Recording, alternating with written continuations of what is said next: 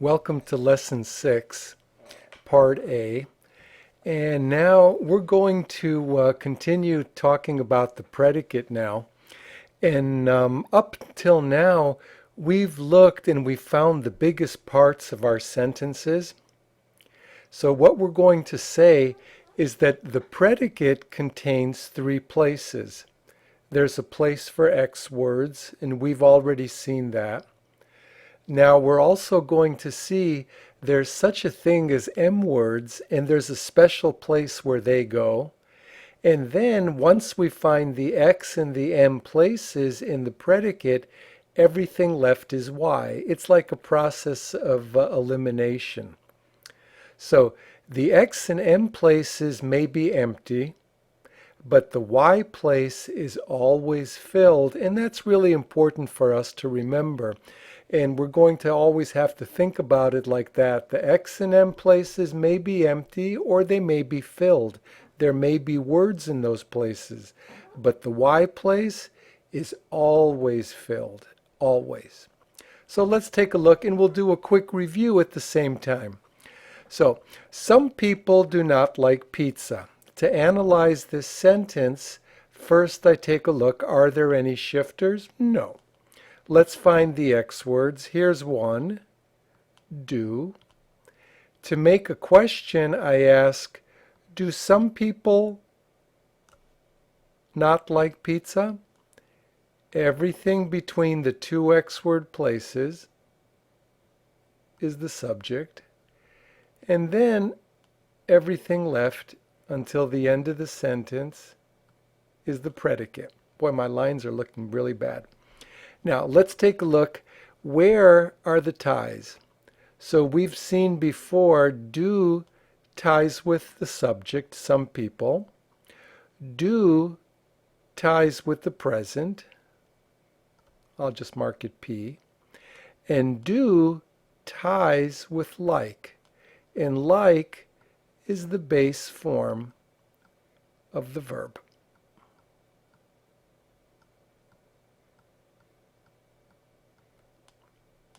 Now, where are the M and the Y places? We're going to label not is the M place, and Y is everything left, like pizza. We have X, we have M. Why do we call this the M place? We have X, we have Y. Why do we call it the M place? M simply because it's in the middle between X and Y. It doesn't have any other significant reason for calling it M. Let's take a look at another one. Now here we have all three places are filled in the predicate, the X, the M, and the Y. Janet's family always eats pizza on the weekend. Are there any shifters? Yes, we have on the weekend. How do I make a question? How do I find my X words? Well, I say, does Janet's family always eat pizza on the weekend? I can also find my other X word place by making it negative. Janet's family does not always eat pizza. And now I've found my subject between the two X word places. Everything from the subject until the end of the trunk or the end of the sentence, up until the predicate, up until the shifter is called the predicate. And now let's take a look at our ties. Eats ties with the subject. Eats ties with the present, in this case on the weekend. And now I know that I can also find my M and Y places. The M place is here. Always is an M word. And we'll take a look in a minute and see what the M words are. Always is an M word. Eats pizza is the Y. And that's how I'm going to label it. The X place is empty. The M place is always. And eats pizza is Y. They ate pizza last night for dinner. Let's analyze our sentence. There it is. For dinner, they ate pizza last night. Last night, they ate pizza for dinner, or for dinner last night they ate pizza. Either way, I can shift these around. This sentence has two shifters. They ate pizza. Now, I don't see any X words, but I know that I can always change a sentence into a yes or no question. Did they eat pizza? I know that I can always change a sentence into a negative sentence. They did not eat pizza. And so here I am. I have my subject. Everything left is the predicate. What a mess we have here. Okay. And now, are there any ties? This sentence only has one tie. Ate ties with last night. I like to make my little arrows here. This is the past form of the verb.